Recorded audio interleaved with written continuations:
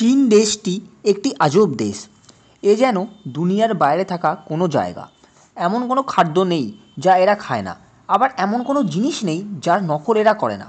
আমাদের মাথায় চীন বললেই প্রথমে মাথায় আসে এখানে থাকা সুবিশাল ও সুদীর্ঘ প্রাচীরের কথা, যা নিয়ে আমার চ্যানেলেতে আগে একটি ভিডিও আছে, লিঙ্ক ডেসক্রিপশন বক্সে দিয়ে দেবো, চেক করে নেবেন।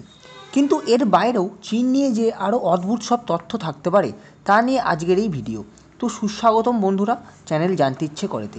আপনাদের কাছে রিকোয়েস্ট থাকলো চ্যানেলটি সাবস্ক্রাইব, লাইক, কমেন্ট ও শেয়ার করে পাশে থাকার জন্য। চলুন জানি। চীন এককালে গরিব দেশ থাকলেও বর্তমানে চীনের আর্থিক অবস্থা যথেষ্ট উন্নত। এমন উন্নত হওয়ার যা হঠাৎই কেন এমন হলো? অনেকেই আমরা চীনের তৈরি করা জিনিস ব্যবহার করি। আশ্চর্যের বিষয় হলো আমরা যেসব খেলনা যা চীনের তৈরি বাচ্চাদের দিয়ে থাকি তা কিন্তু ইউজ করা জন্মনিরোধক জিনিস থেকে তৈরি হতে পারে। চীন সাধারণত সমস্ত ইউজ করা জিনিস থেকে নতুন জিনিস তৈরি করে থাকে। আপনি আপনার সাধ্যের মধ্যে যে কোনো ইলেকট্রনিক্স জিনিস পেয়ে যাবেন চীনের তৈরি, যেটি আপনি বাজার থেকে কিনে নিয়ে গিয়ে বাড়িতে একবার ব্যবহার করতে না করতেই খারাপ হয়ে যাবে। চীন তার নকল ক্ষমতা এমন ঐতিহাসিক জায়গায় নিয়ে গেছে যা আপনার আমার কল্পনার বাইরে। চীন নকল মাছ, মাংস, ডিম, এমনকি প্লাস্টিক দ্বারা চাল ও বাঁধাকপি সবই তৈরি করে থাকে। লোকমুখে একটা কথা আছে, চীনারা আগুনের মতো সর্বভুক।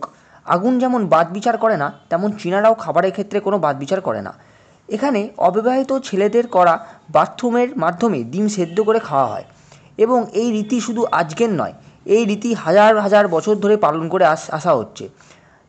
আর তার জন্য স্কুলগুলো থেকে ইউরিন সংগ্রহ করা হয়। চীনাদের ধারণা এই ডিম খেলে শরীরের বিভিন্ন গাঁটে ব্যথা নাকি কমে যায় এবং শরীরে কোনো ক্লান্তি আসে না। এখানে আরশোলা খুবই জনপ্রিয়, যা কাঁচা অবধি খায়।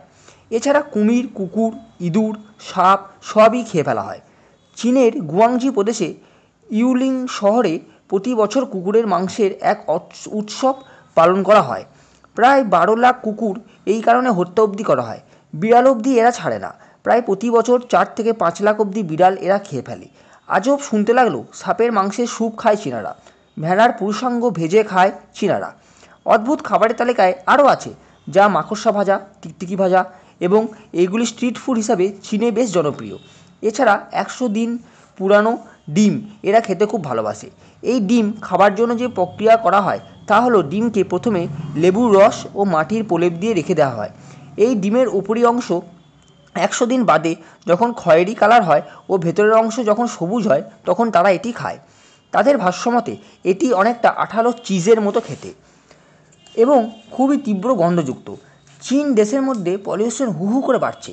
এখানকার 90% নদীর জল বিষাক্ত। এখানে বিভিন্ন গৃহপালিত পশুকে পেন করে বাঘ, জেব্রা, হরিণ প্রভৃতি করার একটা প্রচলন আছে। চীনে মধু অবধি নকলভাবে তৈরি করা হয়, আর এই মধু 1 লিটার তৈরিতে খরচ হয় মাত্র এখানকার টাকা অনুসারে 100 টাকা, যা পরে 1000 টাকা অবধি বিক্রি করা হয়। যার জন্য সহজেই বোঝা যায় এখানকার জিনিস কেন এত সস্তা ও এখানকার জিনিস কেন এত ঠুনকো। তো আপাতত এইটুকু বন্ধুরা, আপনাদের অসংখ্য ধন্যবাদ। আমার চ্যানেলটি লাইক, কমেন্ট, সাবস্ক্রাইব করে পাশে থাকার জন্য অনুরোধ থাকলো প্রত্যেকের কাছে। ধন্যবাদ সবাইকে।